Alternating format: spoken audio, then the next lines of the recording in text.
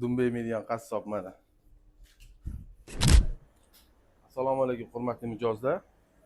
Xaladeslarimiz mana yana kelishni boshladi. Xalades qilishimizga sabab yoshi katta onaxon, otaxonlar, dodalar juda ko'p so'rashdi.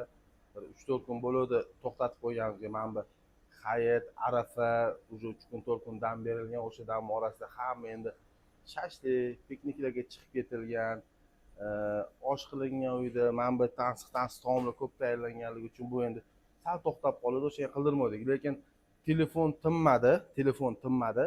Ayniqsa yoshi kattalar so'radi. Nimaga so'rashgan desam, bunda kollagen, kalsiy, barcha vitaminlar, suyaga kerak bo'ladigan vitaminlar hammasi bor. Keyin tabiiy mahsulotlardan tayyorlanganligi uchun yana повторный so'rashdi mana yana chiqardik xaladeslarimizni. Endi xudo xolisa yozi bilan bo'ladi xalades. Harakat qilamiz, xudo xolisa yozi bilan to'xtatmaslikka. Kimga kalsiy, kollagenlar kerak bo'lsa, bemalol kelaveringlar. Tabiiy narsalardan tayyorlangan. Ortiqcha jile-milelar qo'shilmaydi.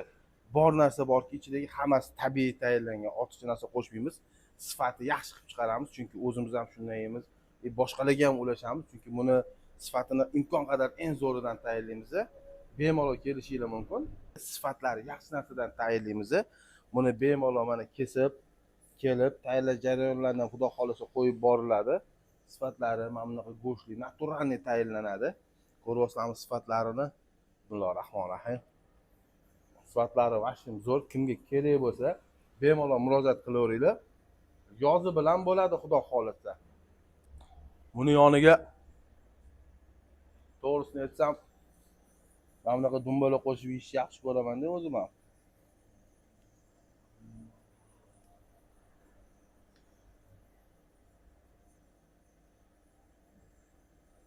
Mana shu sizlarda ham bormi? Qo'y go'shti yemaydigan bolalar bor ekan, u hidi keladi. Bizda ham bitta shogird keldi-da, qassob bo'lgan, o'zi qassob bola. Qo'y go'shti umuman yemas ekanda. Shu bola dumba yeb turib, mazasizga tushunib, juda ham kasal bo'lib qoldi-da. Hozir shu paytgacha shunaqa mazali dumba yemaganman deb hali-haligacha gapiradi-da. O'sha dumba yeyishga sababchi bo'lgan mana shu dumba bo'ladi. Mana shu dumbani shu bolaga zo'rlab yedirgandik bir bo'lak qora non bilan, o'zi yeb ketib, hozir busiz qachon keladi dumba deb turadi, borku. Ko'rsatib qo'ying shu bolani.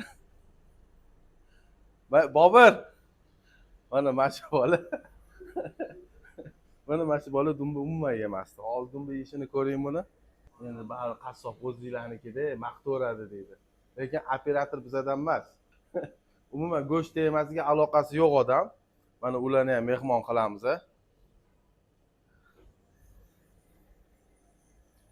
O'zini fikrini o'zidan eshitaverasizlar. Mana yana bitta qassob bolamizni mehmon qilamiz.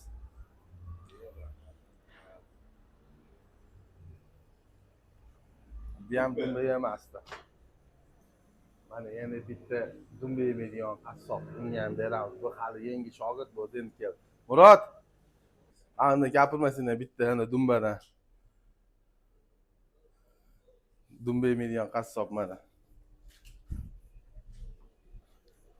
Sog' bo'linglar, rahmat.